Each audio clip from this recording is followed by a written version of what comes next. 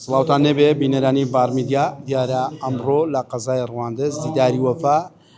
بەڕێوە دەچێت لە یەکێک لە هۆڵەکانی قەزای ڕەواندز دیداری وەفا بەڕێوە دەچێت ئامانجی ئەم دیدارە دیارە ئەمڕۆ 100 ساڵ تێ دەپەڕێ بەسەر چاپکردنی یەکەم گۆڤار لە قەزای ڕەواندز کە لەلایەن نووسەر و ڕۆژنامە نووس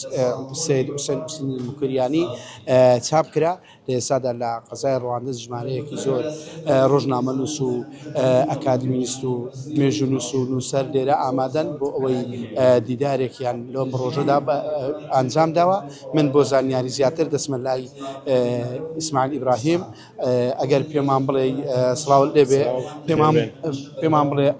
ئەمەسان چێ لەم جۆرە دیدارانە. ئەمڕۆ سەدەیەک تێ دەپەڕێت بەسەر دەرچوونی یەکەم ڕۆژنامە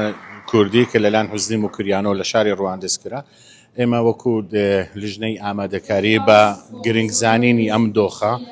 بە پێویستمان زانی کە کۆمەڵێک چالاکی هەمە ڕەنگ هەمە جۆرە ڕۆشنبیری و ڕۆژنامەگەری ئەنجام بدەین، کۆمەڵێک پانێلی باش و کۆمەڵێک چالاکی دیکەش.